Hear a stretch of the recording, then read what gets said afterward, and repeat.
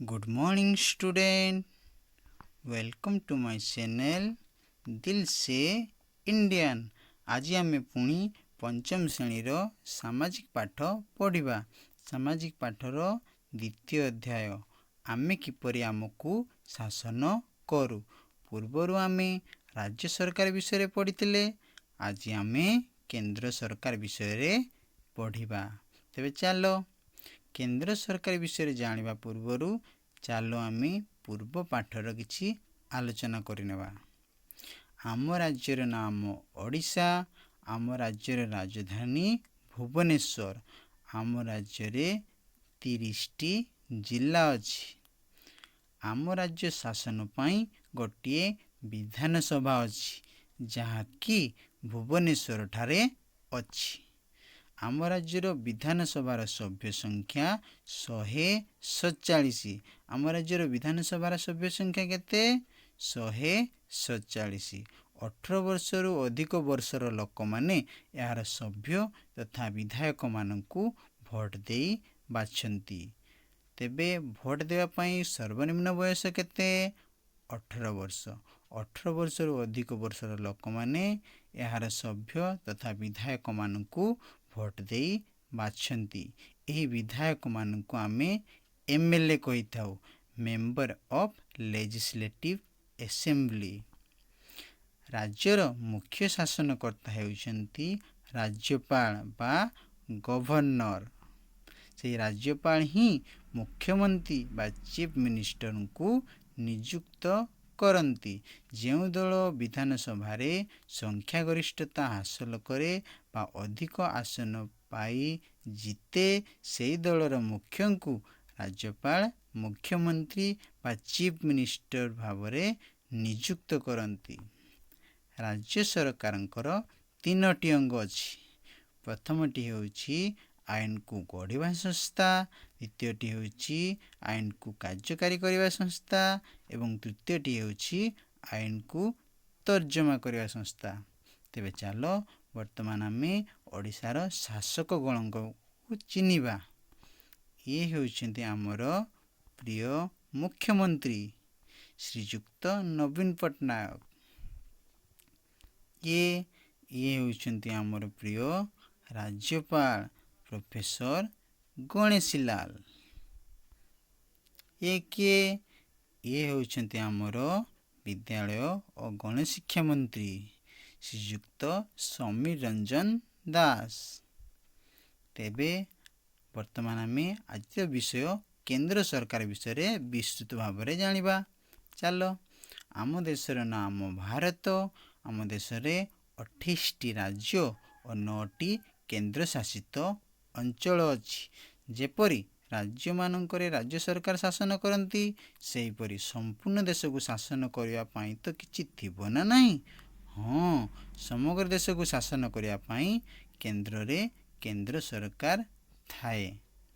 केंद्र सरकार सबु राज्यर सरकारक सह मिलिमिशि देश को शासन करती और देशर प्रगति और उन्नति पई काम करती। आम देश को शासन करिया पई आम देशर राजधानी नवा दिल्ली ठारे केंद्र सरकार गठन करा जाई थाए। जेपरि राज्य सरकारक 3टी अंग अछि सेहीपरि केंद्र सरकारक मध्य 3टी अंग अछि। कौन कौन? प्रथमटी होछि आईन गढ़िबा संस्था, द्वितीयटी होछि आईन को कार्यकारी करिबा संस्था एवं तृतीयटी होछि आईन रो तर्जमा करिबा संस्था। तेबे चलो वर्तमान आमे चित्र माध्यम रे जानिबा। केंद्र शासन व्यवस्था। केंद्र शासन व्यवस्थार 3टी अंग अछि। प्रथमटी होछि आईन गढ़िबा संस्था, द्वितीयटी होछि आईन को कार्यकारी करिबा संस्था एवं तृतीयटी होछि आईन रो तर्जमा करिबा संस्था। आईन गढ़िबा काम केउठारे होइताय? संसद रे होइताय। आईन गढ़िबा काम संसद रे होइताय। संसदर पुणी 2टी सभा अछि। प्रथमटी होछि लोकसभा, द्वितीयटी होछि राज्यसभा। यह व्यतीत राष्ट्रपति मध्य संसदर सभ्य अटंती। तेबे आईन गढ़िबा काम केउठारे होइताय? संसद रे होइताय। ଏବଂ ସେହି ଆଇନ ଗୁଡ଼ିକ ରାଷ୍ଟ୍ରପତିଙ୍କ ସ୍ୱୀକୃତି ପାଇସାରିଲା ପରେ ଯାଇ ଆଇନ ଭାବରେ କାର୍ଯ୍ୟକାରୀ ହୋଇଥାଏ। ଆଇନକୁ କାର୍ଯ୍ୟକାରୀ କରିବା କାମ କେଉଁମାନଙ୍କର? ଆଇନକୁ କାର୍ଯ୍ୟକାରୀ କରିବା କାମ ମନ୍ତ୍ରୀ ପରିଷଦଙ୍କର ଏବଂ ସଚିବଙ୍କର। ସେହିପରି ଆଇନର ତର୍ଜମା କରିବା କାମ ହେଉଛି ସର୍ବୋଚ୍ଚ ନ୍ୟାୟାଳୟ ବା ସୁପ୍ରିମକୋର୍ଟର। ଆମ ଦେଶର ସୁପ୍ରିମକୋର୍ଟ ବା ସର୍ବୋଚ୍ଚ ନ୍ୟାୟାଳୟ କେଉଁଠାରେ ଅଛି? ନୂଆଦିଲ୍ଲୀଠାରେ ଅଛି। କେଉଁଠାରେ ଅଛି? ନୂଆଦିଲ୍ଲୀଠାରେ ଅଛି। ତେବେ ବର୍ତ୍ତମାନ ଆମେ ଭାରତର ସଂସଦ ବିଷୟରେ ବିସ୍ତୃତ ଭାବରେ ଜାଣିବା। ଆମ ଦେଶରେ ଆଇନ ଗଢ଼ିବା ପାଇଁ ସଂସଦ ବା ପାର୍ଲିଆମେଣ୍ଟ ରହିଛି। ଏହା ହେଉଛି ଆମ ଦେଶର ସଂସଦ ବା ପାର୍ଲିଆମେଣ୍ଟ। ଏହା ନୂଆଦିଲ୍ଲୀଠାରେ ଅଛି। ସଂସଦରେ ଦୁଇଟି ସଭା ଅଛି। କେତୋଟି ସଭା ଅଛି? ଦୁଇଟି ସଭା ଅଛି। ପ୍ରଥମଟି ହେଲା ଲୋକସଭା, ଦ୍ୱିତୀୟଟି ହେଲା ରାଜ୍ୟସଭା। ଏହା ବ୍ୟତୀତ ରାଷ୍ଟ୍ରପତି ମଧ୍ୟ ସଂସଦର ସଭ୍ୟ ଅଟନ୍ତି। ତେବେ ସଂସଦ କାହାକୁ ନେଇ ଗଠିତ ହେଲା? ସଂସଦ ଲୋକସଭା, ରାଜ୍ୟସଭା ଓ ରାଷ୍ଟ୍ରପତିଙ୍କୁ ନେଇ ଗଠିତ। ଏବଂ ଆମ ଦେଶର ସଂସଦ ନୂଆଦିଲ୍ଲୀଠାରେ ଅଛି। ବର୍ତ୍ତମାନ ଆମେ ରାଜ୍ୟସଭା ଓ ଲୋକସଭା ବିଷୟରେ ବିସ୍ତୃତ ଭାବରେ ଜାଣିବା। ରାଜ୍ୟସଭା ଏବଂ ଲୋକସଭା। ରାଜ୍ୟସଭା ଏକ ସ୍ଥାୟୀ ସଭା, କିନ୍ତୁ ଲୋକସଭା ଏକ ସ୍ଥାୟୀ ସଭା ନୁହେଁ। ଏହାର କାର୍ଯ୍ୟକାଳ 5 ବର୍ଷ। ରାଜ୍ୟସଭାଟି ନୂଆଦିଲ୍ଲୀଠାରେ ଅଛି। ଲୋକସଭାଟି ମଧ୍ୟ ନୂଆଦିଲ୍ଲୀଠାରେ ଅଛି। ରାଜ୍ୟସଭାର ସଭ୍ୟମାନେ ବିଧାନସଭାର ସଭ୍ୟମାନଙ୍କ ଦ୍ୱାରା ନିର୍ବାଚିତ ହୁଅନ୍ତି। ଅର୍ଥାତ୍ ରାଜ୍ୟସଭାର ସଭ୍ୟମାନେ ପରୋକ୍ଷ ଭାବରେ ନିର୍ବାଚିତ ହୁଅନ୍ତି, କିନ୍ତୁ ଲୋକସଭାର ସଭ୍ୟମାନେ ପ୍ରତ୍ୟକ୍ଷ ଭାବରେ ଲୋକମାନଙ୍କ ଦ୍ୱାରା ନିର୍ବାଚିତ ହୁଅନ୍ତି। 18 ବର୍ଷରୁ ଅଧିକ ବର୍ଷର ଲୋକମାନେ ଭୋଟ ଦେଇ ଲୋକସଭାର ସଭ୍ୟମାନଙ୍କୁ ବାଛନ୍ତି। ରାଜ୍ୟସଭାର ସଭାପତି ହେଉଛନ୍ତି ଉପରାଷ୍ଟ୍ରପତି ବା ଭାଇସ୍ ପ୍ରେସିଡେଣ୍ଟ। ଆମ ଉପରାଷ୍ଟ୍ରପତିଙ୍କ ନାମ ଶ୍ରୀଯୁକ୍ତ ଭେଙ୍କୈୟା ନାଇଡୁ। କିନ୍ତୁ ଲୋକସଭାର ସଭାପତି ବା ମୁଖ୍ୟ ହେଉଛନ୍ତି ବାଚସ୍ପତି ବା ସ୍ପିକର। ତୁମମାନଙ୍କ ପାଇଁ ଗୋଟିଏ ପ୍ରଶ୍ନ, ଆମ ବାଚସ୍ପତିଙ୍କ ନାମ କ'ଣ? ତୁମେମାନେ କମେଣ୍ଟ ସେକ୍ସନରେ ଯାଇ ଲେଖିପାରିବ। ରାଜ୍ୟସଭାର ସଭ୍ୟ ସଂଖ୍ୟା 250। ଆମ ରାଜ୍ୟସଭାର ସଭ୍ୟ ସଂଖ୍ୟା 250। ଏଥିରୁ 12 ଜଣଙ୍କୁ ରାଷ୍ଟ୍ରପତି ମନୋନୀତ କରନ୍ତି। ଲୋକସଭାର ସଭ୍ୟ ସଂଖ୍ୟା 545। ଲୋକସଭାର ସଭ୍ୟ ସଂଖ୍ୟା କେତେ? 545। ରାଜ୍ୟସଭାର ପ୍ରତ୍ୟେକ ସଭ୍ୟର କାର୍ଯ୍ୟକାଳ 6 ବର୍ଷ। ପ୍ରତି 2 ବର୍ଷରେ 1/3 ସଭ୍ୟ ଅବସର ନିଅନ୍ତି। ଅର୍ଥାତ୍ ଏକାବେଳକେ ସମସ୍ତେ ଅବସର ନିଅନ୍ତି ନାହିଁ। କିନ୍ତୁ ଲୋକସଭାର ସଭ୍ୟମାନଙ୍କର କାର୍ଯ୍ୟକାଳ 5 ବର୍ଷ। 5 ବର୍ଷ ସରିଲା ପରେ ସେମାନେ ପୁଣି ନିର୍ବାଚନରେ ଛିଡ଼ା ହୁଅନ୍ତି। ରାଜ୍ୟସଭାରେ ଓଡ଼ିଶାର ସଭ୍ୟ ସଂଖ୍ୟା 10। ରାଜ୍ୟସଭାରେ ଓଡ଼ିଶାର ସଭ୍ୟ ସଂଖ୍ୟା କେତେ? 10। ଲୋକସଭାରେ ଓଡ଼ିଶାର ସଭ୍ୟ ସଂଖ୍ୟା 21। ଲୋକସଭାରେ ଓଡ଼ିଶାର ସଭ୍ୟ ସଂଖ୍ୟା 21। ବର୍ତ୍ତମାନ ଆମେ କେନ୍ଦ୍ର ସରକାର ବିଷୟରେ ଅଧିକ କିଛି ଜାଣିବା। ଆମ ଦେଶର ସଂସଦ ଲୋକସଭା, ରାଜ୍ୟସଭା ଓ ରାଷ୍ଟ୍ରପତିଙ୍କୁ ନେଇ ଗଠିତ। ଆମ ଦେଶର ରାଷ୍ଟ୍ରପତି ବା ପ୍ରେସିଡେଣ୍ଟ ହେଉଛନ୍ତି ଶ୍ରୀଯୁକ୍ତ ରାମନାଥ କୋବିନ୍ଦ। ଆମ ଦେଶର ରାଷ୍ଟ୍ରପତି କିଏ? ଶ୍ରୀଯୁକ୍ତ ରାମନାଥ କୋବିନ୍ଦ। ସେ ହେଉଛନ୍ତି ଆମ ଦେଶର ଶାସନ ମୁଖ୍ୟ ଏବଂ ରାଷ୍ଟ୍ରପତି ହିଁ ଆମ ଦେଶର ପ୍ରଥମ ନାଗରିକ। ଲୋକସଭାର ସଭ୍ୟମାନେ ସିଧାସଳଖ ଲୋକମାନଙ୍କ ଦ୍ୱାରା ପ୍ରତ୍ୟକ୍ଷ ଭାବରେ ନିର୍ବାଚିତ ହୁଅନ୍ତି, କିନ୍ତୁ ରାଜ୍ୟସଭାର ସଭ୍ୟମାନେ ପରୋକ୍ଷ ଭାବରେ ବିଧାନସଭାର ସଭ୍ୟମାନଙ୍କ ଦ୍ୱାରା ନିର୍ବାଚିତ ହୁଅନ୍ତି। ଆମେ ବିଧାନସଭାର ସଭ୍ୟମାନଙ୍କୁ ବାଛୁ, ସେହି ବିଧାନସଭାର ସଭ୍ୟମାନେ ରାଜ୍ୟସଭାର ସଭ୍ୟମାନଙ୍କୁ ବାଛନ୍ତି। ଲୋକସଭାରେ ଯେଉଁ ଦଳ ସଂଖ୍ୟାଗରିଷ୍ଠତା ହାସଲ କରେ, ସେହି ଦଳର ମୁଖ୍ୟଙ୍କୁ ରାଷ୍ଟ୍ରପତି ପ୍ରଧାନମନ୍ତ୍ରୀ ବା ପ୍ରାଇମ୍ ମିନିଷ୍ଟର ଭାବରେ ନିଯୁକ୍ତ କରନ୍ତି। ଯେଉଁ ଦଳ ଲୋକସଭାରେ ସଂଖ୍ୟାଗରିଷ୍ଠତା ହାସଲ କରେ ବା ଅଧିକ ଆସନ ଜିତେ, ସେହି ଦଳର ମୁଖ୍ୟଙ୍କୁ ରାଷ୍ଟ୍ରପତି ପ୍ରଧାନମନ୍ତ୍ରୀ ବା ପ୍ରାଇମ୍ ମିନିଷ୍ଟର ଭାବରେ ନିଯୁକ୍ତ କରନ୍ତି।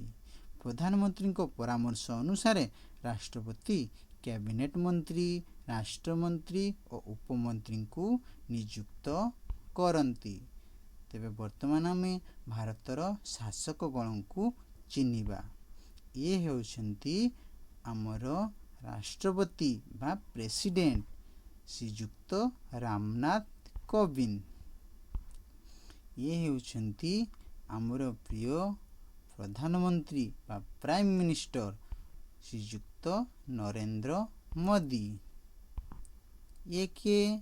ଇଏ ହେଉଛନ୍ତି ଆମର ଉପରାଷ୍ଟ୍ରପତି ବା ଭାଇସ୍ ପ୍ରେସିଡେଣ୍ଟ ଶ୍ରୀଯୁକ୍ତ ଭେଙ୍କୟା ନାଇଡୁ। ଆମେ ଆଜି କେନ୍ଦ୍ର ସରକାର ବିଷୟରେ ଜାଣିଲେ, ତେବେ ଚାଲ କ'ଣ କ'ଣ ପଢ଼ିଲେ ତା'ର ସାରାଂଶ ଜାଣିବା। ଆମ ଦେଶର ନାମ ଭାରତ। ଆମ ଦେଶ ଭାରତର 28ଟି ରାଜ୍ୟ ଓ 9ଟି କେନ୍ଦ୍ରଶାସିତ ଅଞ୍ଚଳର ଶାସନ ପାଇଁ କେନ୍ଦ୍ରରେ କେନ୍ଦ୍ର ସରକାର ଗଠନ କରାଯାଇଥାଏ। କେନ୍ଦ୍ର ସରକାରଙ୍କର 3ଟି ଅଙ୍ଗ ଅଛି। କ'ଣ କ'ଣ? ପ୍ରଥମଟି ହେଉଛି ଆଇନ ଗଢ଼ିବା ସଂସ୍ଥା, ଦ୍ୱିତୀୟଟି ହେଉଛି ଆଇନକୁ କାର୍ଯ୍ୟକାରୀ କରିବା ସଂସ୍ଥା, ତୃତୀୟଟି ହେଉଛି ଆଇନର ତର୍ଜମା କରିବା ସଂସ୍ଥା। ଆମ ଦେଶରେ ଆଇନ ଗଢ଼ିବା ପାଇଁ ସଂସଦ ବା ପାର୍ଲିଆମେଣ୍ଟ ଅଛି। ସଂସଦ ରାଜ୍ୟସଭା, ଲୋକସଭା ଓ ରାଷ୍ଟ୍ରପତିଙ୍କୁ ନେଇ ଗଠିତ ଏବଂ ଆଇନକୁ ତର୍ଜମା କରିବା କାମ ସର୍ବୋଚ୍ଚ ନ୍ୟାୟାଳୟ ବା ସୁପ୍ରିମକୋର୍ଟର। ରାଜ୍ୟସଭା ଏକ ସ୍ଥାୟୀ ସଭା।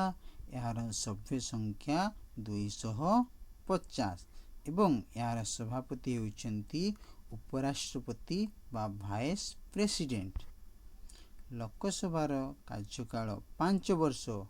ଏହାର ସଭ୍ୟ ସଂଖ୍ୟା 545 ଏବଂ ଏହାର ସଭାପତି ହେଉଛନ୍ତି ବାଚସ୍ପତି ବା ସ୍ପିକର। ରାଷ୍ଟ୍ରପତି ହେଉଛନ୍ତି ଦେଶର ସର୍ବୋଚ୍ଚ ଶାସନକର୍ତ୍ତା। ସେ ହେଉଛନ୍ତି ଦେଶର ପ୍ରଥମ ନାଗରିକ। ତେବେ ଦେଶର ପ୍ରଥମ ନାଗରିକ କିଏ? ରାଷ୍ଟ୍ରପତି। ରାଷ୍ଟ୍ରପତି ହେଉଛନ୍ତି ଦେଶର ପ୍ରଥମ ନାଗରିକ। ରାଷ୍ଟ୍ରପତି ହିଁ ପ୍ରଧାନମନ୍ତ୍ରୀଙ୍କୁ ନିଯୁକ୍ତ କରନ୍ତି। ପ୍ରଧାନମନ୍ତ୍ରୀଙ୍କ ପରାମର୍ଶ କ୍ରମେ ରାଷ୍ଟ୍ରପତି କ୍ୟାବିନେଟ୍ ମନ୍ତ୍ରୀ, ରାଷ୍ଟ୍ରମନ୍ତ୍ରୀ ଓ ଉପମନ୍ତ୍ରୀଙ୍କୁ ନିଯୁକ୍ତ କରନ୍ତି। ତେବେ ବର୍ତ୍ତମାନ ମୁଁ ତୁମ ପାଇଁ କିଛି ପ୍ରଶ୍ନ ନେଇ ଆସିଛି। ଏହି ପ୍ରଶ୍ନ ଗୁଡ଼ିକ ତୁମେମାନେ ଖାତାରେ ଲେଖିନିଅ ଏବଂ ତା'ର ଉତ୍ତର କର। ପ୍ରଥମ ପ୍ରଶ୍ନ, ଲୋକସଭାରେ ଓଡ଼ିଶାର ସଭ୍ୟ ସଂଖ୍ୟା କେତେ? ଦ୍ୱିତୀୟ ପ୍ରଶ୍ନ, ଭାରତର ପ୍ରଥମ ନାଗରିକ କିଏ? ତୃତୀୟ ପ୍ରଶ୍ନ, ରାଜ୍ୟସଭାର ମୁଖ୍ୟ କିଏ ଅଟନ୍ତି? ଚତୁର୍ଥ ପ୍ରଶ୍ନ, ଆମ ଦେଶର ଆଇନ କେଉଁଠାରେ ତିଆରି ହୁଏ? ପଞ୍ଚମ ପ୍ରଶ୍ନ, ଆମ ଦେଶର ସର୍ବୋଚ୍ଚ ନ୍ୟାୟାଳୟ କେଉଁଠାରେ ଅଛି? ବର୍ତ୍ତମାନ ତୁମ ପାଇଁ କିଛି ଶୂନ୍ୟସ୍ଥାନ ପୂରଣ କରବାଲା ପ୍ରଶ୍ନ। ପ୍ରଥମ ପ୍ରଶ୍ନ, ରାଜ୍ୟସଭାର ସଭ୍ୟ ସଂଖ୍ୟା ଡେସ୍। ଦ୍ୱିତୀୟ ପ୍ରଶ୍ନ, ସଂସଦର ଡେସ୍ଟି ସଭା ଅଛି? ତୃତୀୟ ପ୍ରଶ୍ନ, ପ୍ରଧାନମନ୍ତ୍ରୀଙ୍କୁ ଡେସ୍ ନିଯୁକ୍ତ କରନ୍ତି? ଚତୁର୍ଥ ପ୍ରଶ୍ନ, ଆମ ଉପରାଷ୍ଟ୍ରପତିଙ୍କର ନାମ କ'ଣ? ମୁଁ ଆଶା କରେ ତୁମମାନଙ୍କୁ ଏହି ଭିଡ଼ିଓଟି ଭଲ ଲାଗିଥିବ। ଯଦି ଭଲ ଲାଗୁଛି ତେବେ ଭିଡ଼ିଓକୁ ଲାଇକ୍ କରନ୍ତୁ, ସେୟାର କରନ୍ତୁ ଏବଂ ମୋ ଚ୍ୟାନେଲକୁ ସବସ୍କ୍ରାଇବ୍ ମଧ୍ୟ କରନ୍ତୁ। ଆମେ ପରବର୍ତ୍ତୀ ଭିଡ଼ିଓରେ ରାଷ୍ଟ୍ରପତି ଏବଂ ରାଷ୍ଟ୍ରପତିଙ୍କ ବିଭିନ୍ନ କାର୍ଯ୍ୟ ବିଷୟରେ ଜାଣିବା। Thank you.